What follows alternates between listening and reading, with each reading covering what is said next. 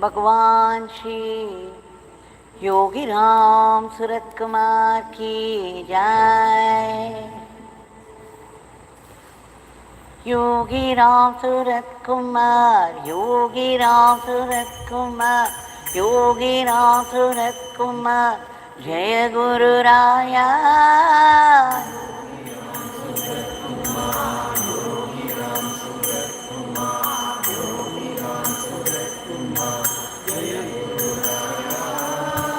Yogi रामसूरतकुमार, Yogi रामसूरतकुमार, Yogi रामसूरतकुमार, Jai Guru Raya.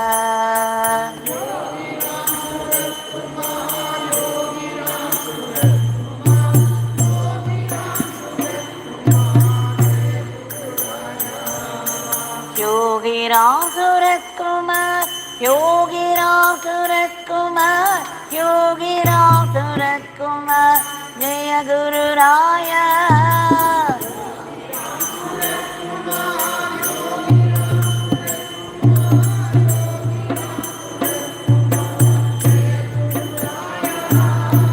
Yogi रामसूरतकुमार, Yogi रामसूरतकुमार, Yogi रामसूरतकुमार, Jai Guru Raya.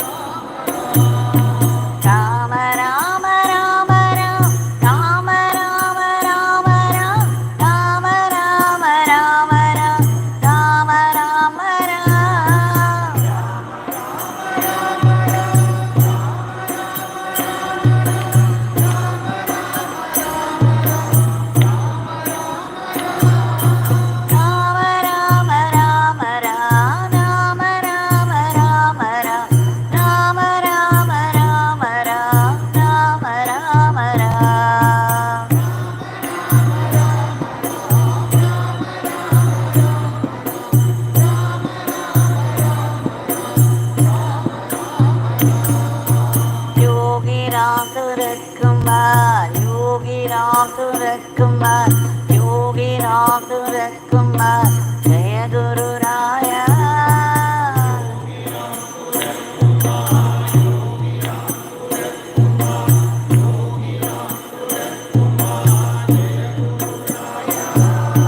Yogi Ramsuratkumar, Yogi Ramsuratkumar, Yogi Ramsuratkumar, Jaya Guru Raya. Yogi Ramsuratkumar, Yogi Ramsuratkumar,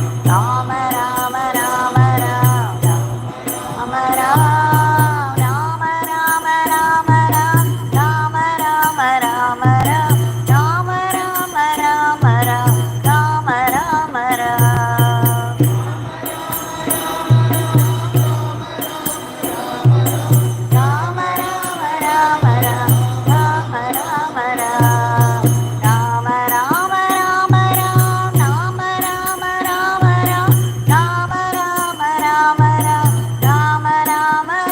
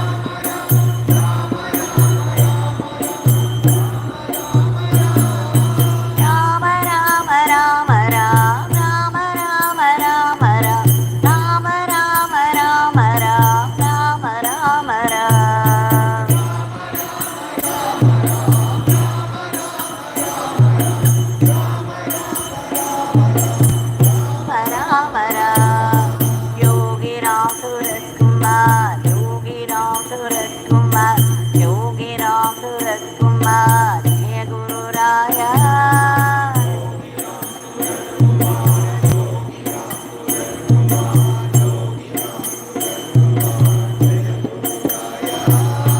Yogi Ramsuratkumar, Yogi Ramsuratkumar, Yogi Ramsuratkumar, Jai Guru Raya.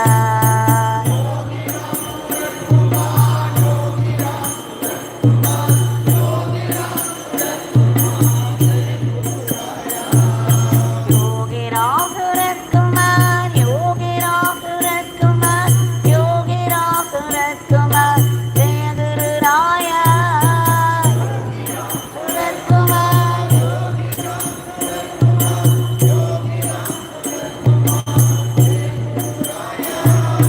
Yogi Ramsuratkumar, Yogi Ramsuratkumar, Yogi Ramsuratkumar, Jai Guru Raya.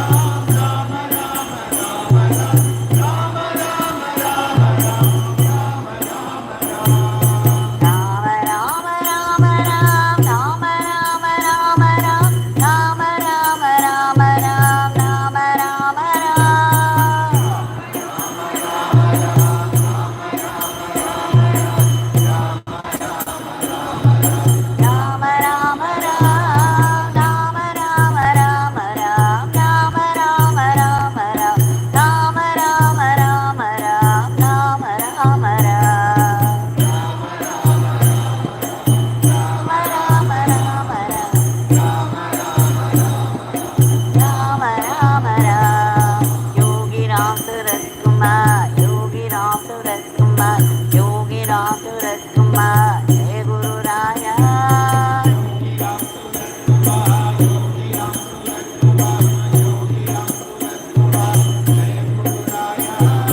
Yogi Ramsuratkumar, Yogi Ramsuratkumar, Yogi Ramsuratkumar Jai Guru Raya.